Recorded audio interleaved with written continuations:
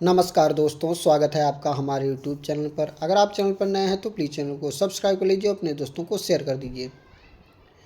दोस्तों, इसकी PDF आपको टेलीग्राम ग्रुप में मिल जाएगी, जिसका लिंक डिस्क्रिप्शन बॉक्स में दे दूंगा। ठीक है, तो आज की डिक्टेशन राष्ट्रपति अभिभाषण पे है। तो चलिए देर ना करते हुए शुरू करते हैं 100 शब्द प्रति मिनट की गति से आज की डिक्टेशन।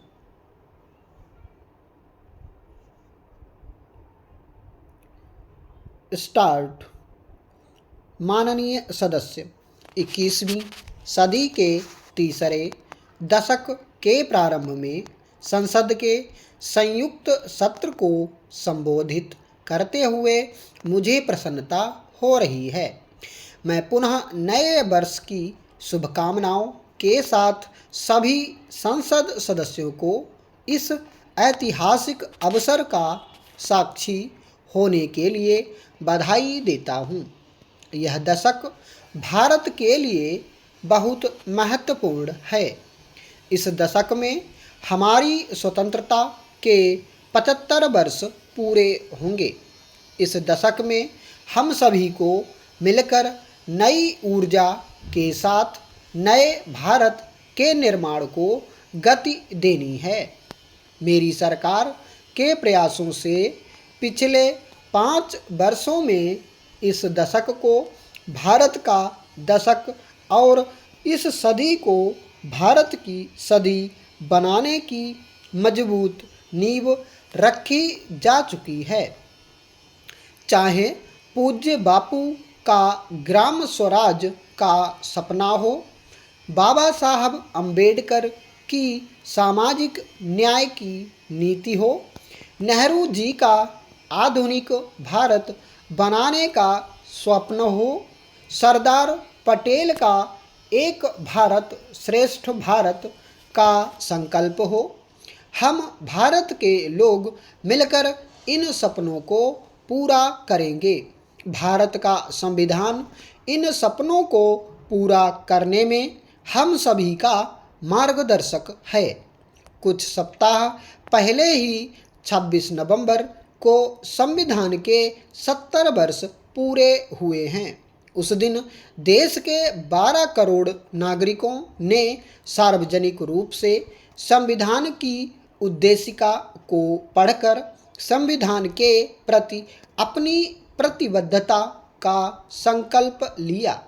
हमारा संविधान देश के प्रत्येक नागरिक के अधिकारों की रक्षा के साथ ही देश के नागरिकों को उनके कर्तव्यों का बोध भी कराता है। हमारा संविधान लोकतांत्रिक प्रक्रियाओं से हुए निर्णयों को देशवासियों द्वारा स्वीकार किए जाने की अपेक्षा भी रखता है। इसके साथ ही हमारा संविधान इस संसद से तथा इस सदन में उपस्थित प्रत्येक सदस्य से राष्ट्रहित को सर्वोपरि रखते हुए देशवासियों की आशाओं आकांक्षाओं की पूर्ति करने और उनके लिए आवश्यक कानून बनाने की अपेक्षा भी रखता है।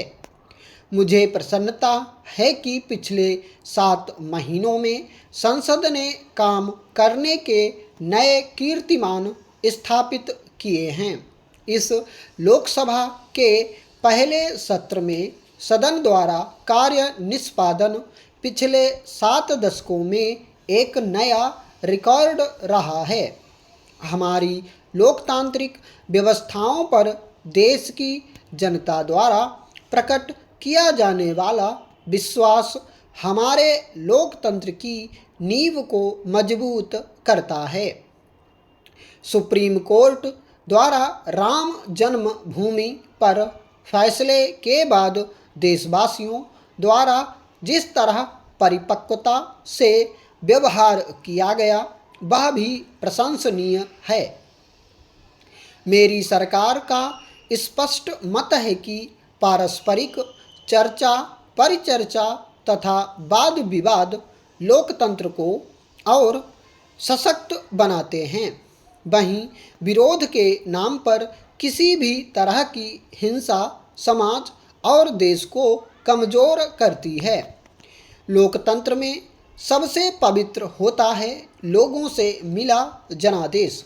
देश की जनता ने मेरी सरकार को ये जनादेश नए भारत के निर्माण के लिए दिया है। एक ऐसा नया भारत जिसमें हमारी पुरातन संस्कृति का गौरव हो और जो 21वीं सदी के विश्व को अपने ज्ञान की शक्ति से समृद्ध करे।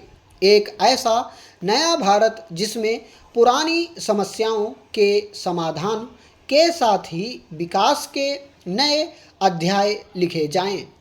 एक ऐसा नया भारत जिसमें गरीबों, दलितों, महिलाओं, युवाओं, आदिवासियों और अल्पसंख्यकों को पर्याप्त सुविधा मिले और आगे बढ़ने के नए अवसर भी।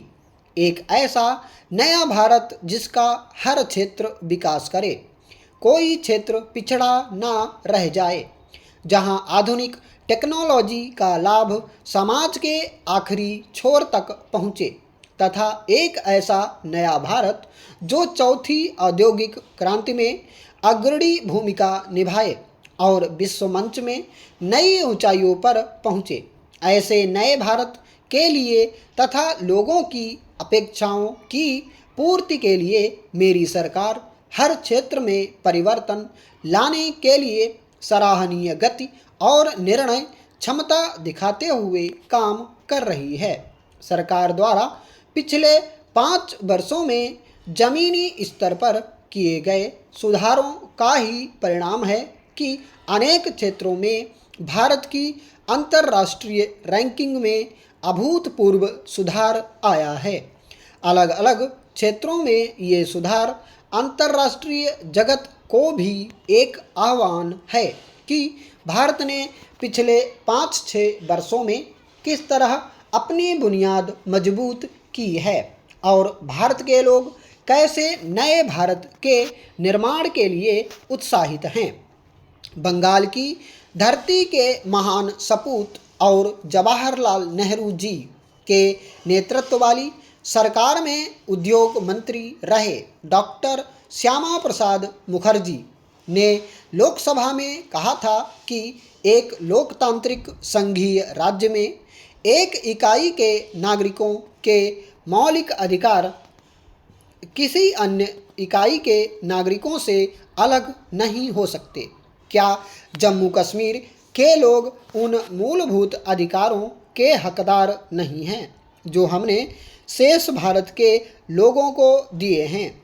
आज 7 दशक बाद पूरे देश में इस बात की खुशी है कि डॉक्टर मुखर्जी समेत करोड़ों स्वतंत्रता सेनानियों का सपना साकार हुआ है और जम्मू कश्मीर एवं लद्दाख के लोगों को, वहाँ के दलितों और महिलाओं को भी वही अधिकार मिले हैं जो बाकी देशवासियों को प्राप्त हैं।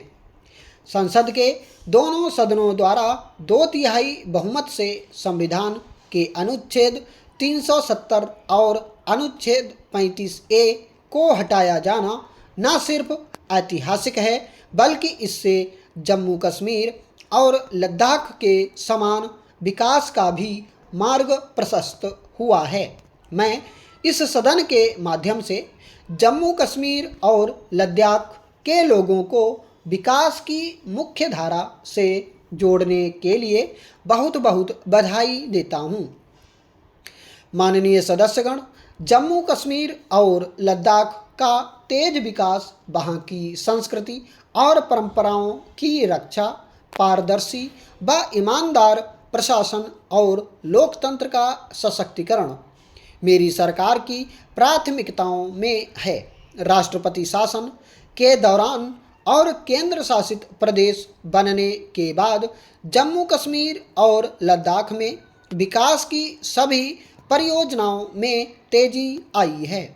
देश की राजधानी दिल्ली में रहने वाले 40 लाख से ज़्यादा लोग बरसों से इस अपेक्षा में जी रहे थे कि एक दिन उन्हें अपने घर का मालिकाना हक और गरिमापूर्ण जीवन जीने का अधिकार मिलेगा।